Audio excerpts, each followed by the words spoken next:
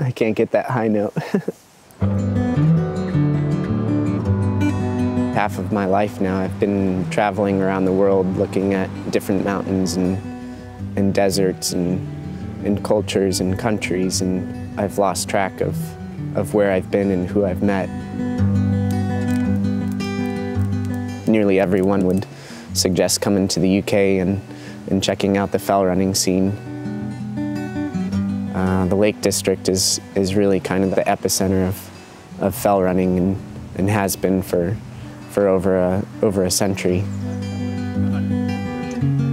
In some ways I'm jealous. You know, I can still remember the times I've been there and I've seen the different places, but you know, sometimes I wish that was me seeing it for the first time. The thing that I initially found with the fell running culture here in the UK is, for lack of a better description, just complete lack of commercialization. So this is a proper fell race? No, they're not your marks. Set, go! Without really diving into the literature of it, you know, the history is there, and the people that are entrenched in the sport and have always been, you know, a part of the sport are from here.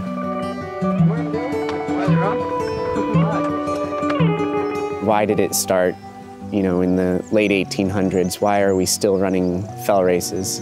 Why are people still going out into the mountains and testing themselves? And there has to be a reason for it, and I think it comes down to a matter of aesthetics. It's people have an appreciation for certain things, and they make an effort to preserve them.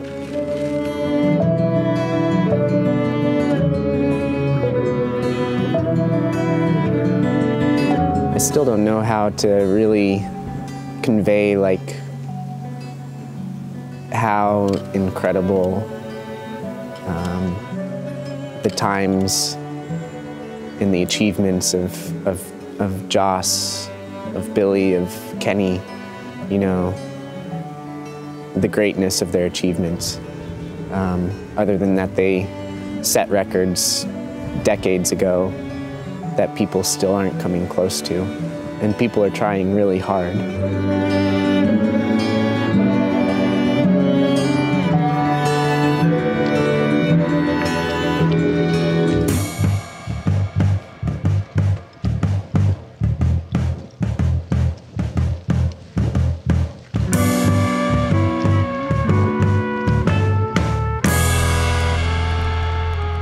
I'm still scratching my head at how they achieved what they achieved, why they chose to pursue these monumental feats that really don't mean anything beyond the valleys where they're living right now.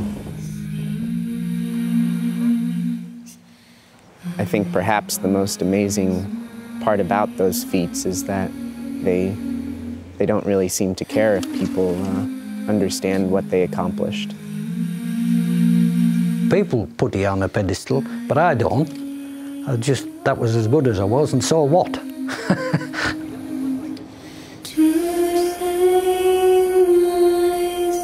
You just pulled your shorts on and you did what you thought was right.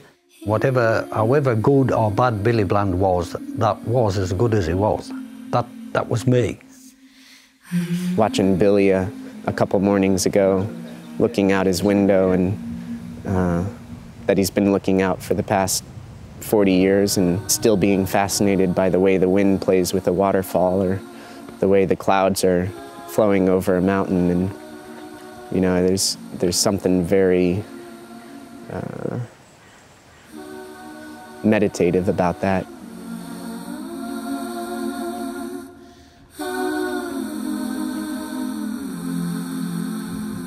It's part of me, this valley, and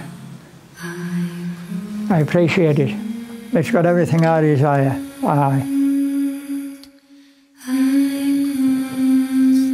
There's a point where we're trying to see more and more throughout our lives, and I think it just ends up getting diluted.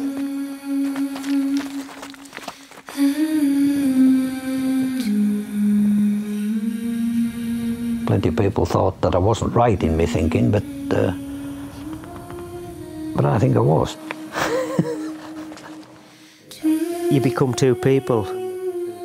You're Ken Stuart in those days, and you're only reminded of that when people tell you. But it's very nice to look back and think you've got that little slot somewhere there that you did something anyway.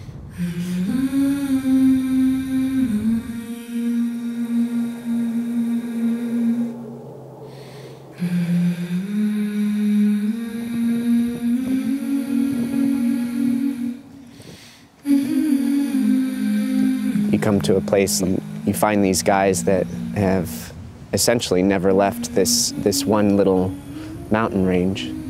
The Lake District was enough for them. At which point for me, I can't help but feel, you know, envy.